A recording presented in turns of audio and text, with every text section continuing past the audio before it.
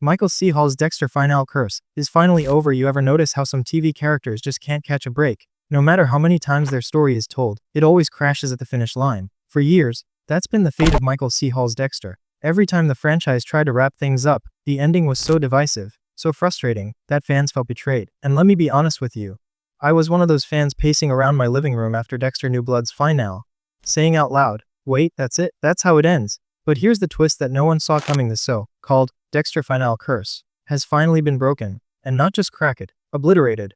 Dexter Resurrection pulled off the impossible. For the first time in over a decade, Michael C. Hall got to close out a season with fans not only satisfied but actually cheering. Now, you might be asking, what changed? How did a franchise infamous for bad endings suddenly deliver one of its best? And what dark, hidden truth about Dexter's history explains why every other finale failed? Stick with me, because I'm about to take you through the secrets the franchise doesn't want you to piece together. But first, let's be brutally honest here. Remember the Dexter Season 8 finale?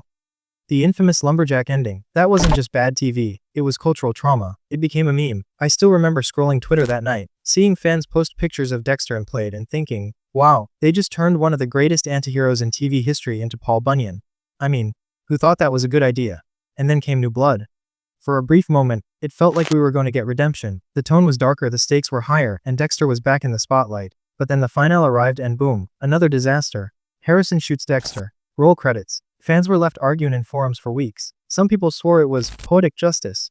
Others said it was character assassination. Me, I just wanted to throw my popcorn at the screen. So here's the problem. Every time Michael C. Hall led us into a finale, the story collapsed under the weight of its own hype.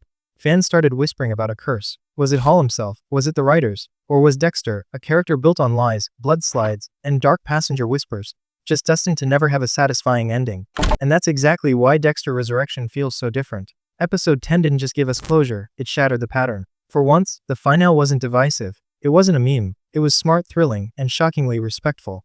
Respectful of the audience, respectful of Dexter's journey, and respectful of the legacy Michael C. Hall has built since the very first pilot episode, where he grinned at us with blood on his hands. Here's where it gets wild. Critics didn't just like it, they loved it.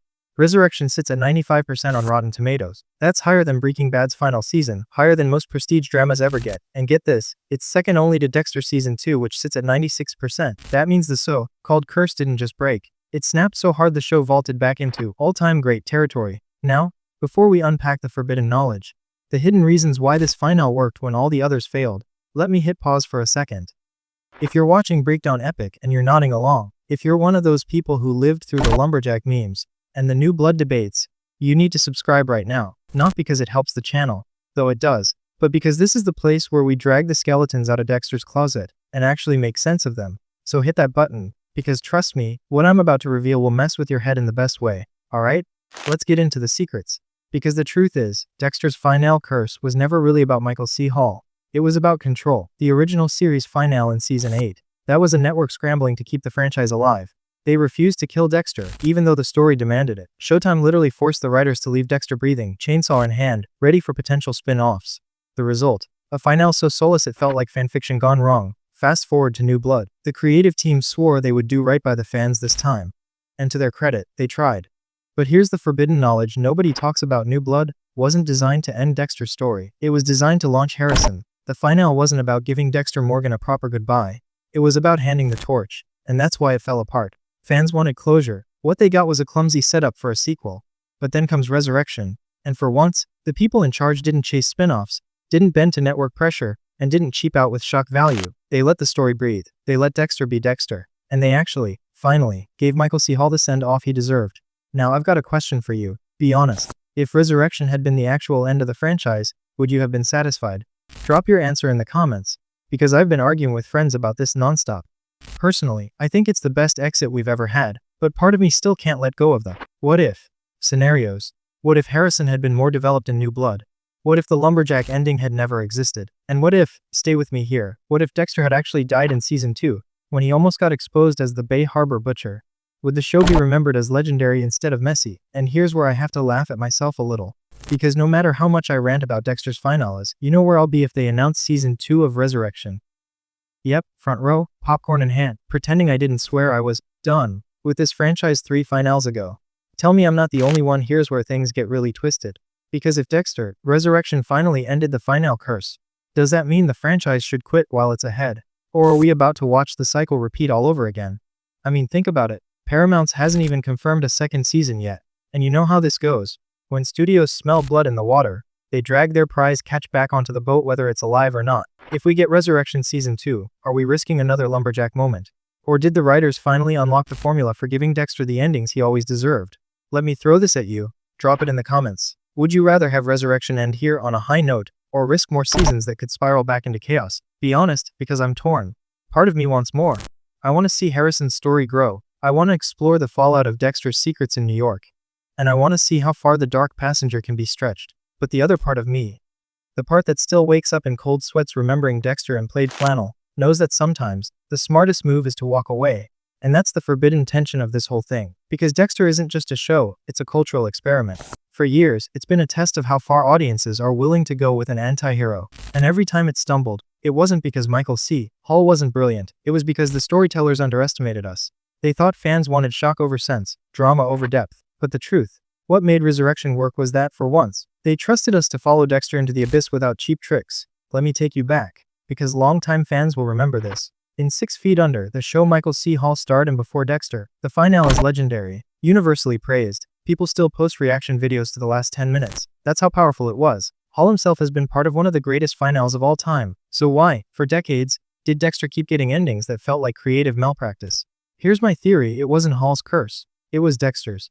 The writers were too scared to let him end. Dexter Morgan was too profitable, too iconic, too marketable. Networks wouldn't let him go, and so, every ending felt like a hostage situation. Dexter chained to corporate decisions instead of actual storytelling. Resurrection is the first time they cut those chains. That's why it feels different now. Let me ask you something wild.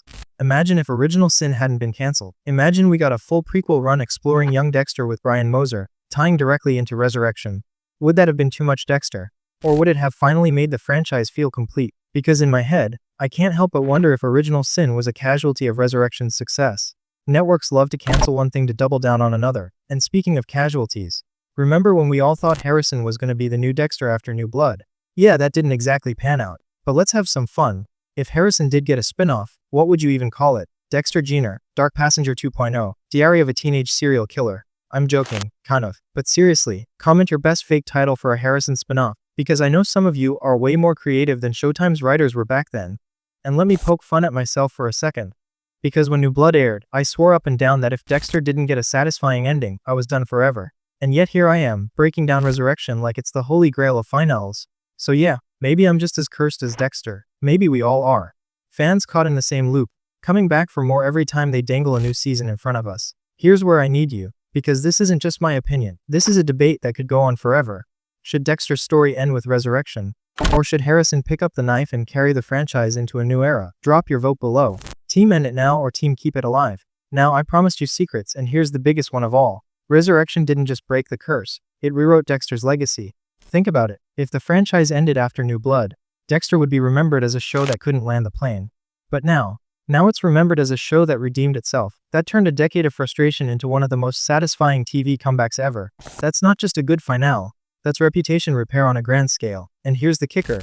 If Paramount's greenlights Season 2, it might not even matter what happens next. Because Resurrection already did the impossible. It gave us an ending we can finally be proud of. Even if Season 2 flops, even if Harrison bores us to death, even if they somehow bring back the lumberjack beard, Resurrection still stands as proof that the curse is over. So here's my final thought, and maybe this will hit you the way it hit me. Michael C. Hall didn't just play Dexter. He lived through the highs and lows with us. He carried the weight of 2 failed finales, he heard the backlash, and he still came back to give us one more shot. That takes guts, and for once, it paid off. So if you've been here since Season 1, if you've endured every meme, every argument, every curse, you've earned this moment. We finally got it. A finale worth remembering. And hey, before we wrap up, let's keep this fun. If you could roast one of Dexter's bad finales in meme form, what would you post? A SpongeBob reaction for the lumberjack ending. This is fine, dog for New Blood. I want to see your best roast in the comments, because if we can survive those disasters, we can definitely laugh about them now. This has been Sophia with Breakdown Epic, and remember, sometimes the darkest passengers lead us to the brightest finales. Until next time,